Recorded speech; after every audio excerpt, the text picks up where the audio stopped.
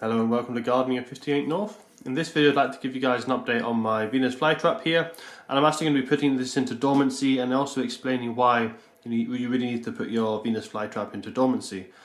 So to begin with, the Venus Flytrap, the reason you need to put it into dormancy is all to do with where it comes from in the wild.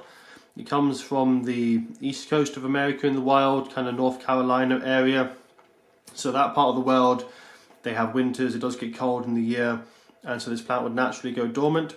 Now the Venus Flytrap grows in boggy, marshy areas, which is why you often see it, you need to have it at the bottom of it with some water underneath it, and you should never let it dry out. Now because it lives in such wet environments, water is a very good holder of heat and temperature.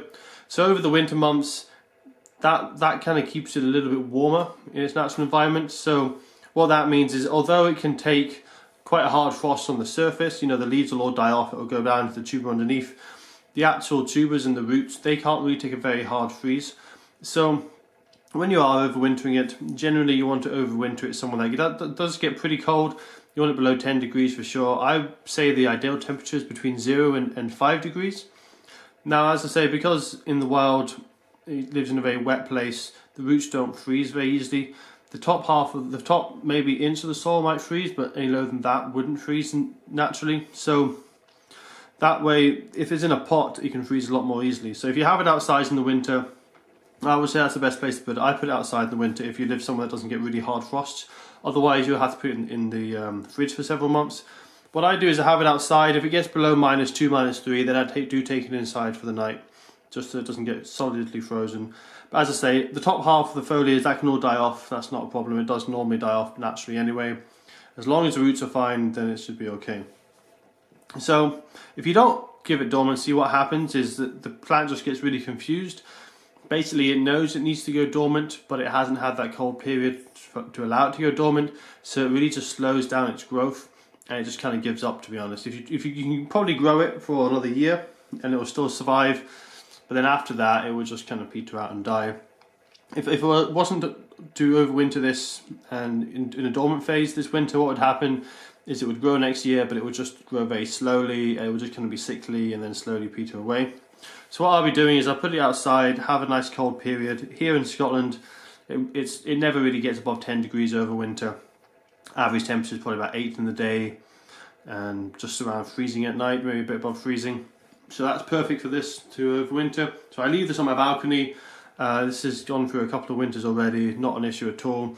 What often happens is all the traps die off, so a lot of them will go black and die off. I say that's not a problem in spring, you just remove the dead ones and the new growth will come through. What I do is, because in Scotland it's very cold and even in the summer, this doesn't do very well outside, so I actually take it indoors. But if you live in most countries in the world, outside it'll be perfectly fine in summer, plenty of warm weather. The problem is in Scotland is it doesn't really get above 20 degrees much at all in the summer, and quite often it's about 15. 15 is a little bit cool for this in summer, so that's why I grow mine inside. But as I say, you can grow it inside or outside over summer, doesn't matter, it does fine. But make sure in winter it does go outside if you have cool winters. Very cold winters you'd have to put it in a shed or somewhere frost free. Because if you live somewhere like Canada or North America, minus, well below freezing would kill it. But if you live somewhere that's mild, like the UK, or maybe some of the coastal areas of America, then you can easily keep it outside and the frost won't kill it. So what I'm going to do now is I'll put this outside, it will start dying back, and I'll give you guys an update in spring when it comes through. And I'll probably just have to pick off, because most of these traps will die off, and it will look dead, but it'll be absolutely fine. As you can see, it's done quite well this year. It seems to have a lot of traps. It doesn't seem to be quite as big as the traps from last year. I think that's because the plants are actually dividing. I think there's actually possibly 2 centres to it, so I think it's split into 2 plants. I think there's a kind of rosette on the right there, and there's another one on the left, so I might try and split that next year, we'll see. But it certainly absolutely covered the pot with traps, and I think it does need repotting. So next year I'll try and separate those 2 plants, either have them in one large pot or have them in 2 small pots, I'm not sure yet. But that's all from this one on my Venus Flytrap, and basically why you need to keep it dormant and how you keep it dormant.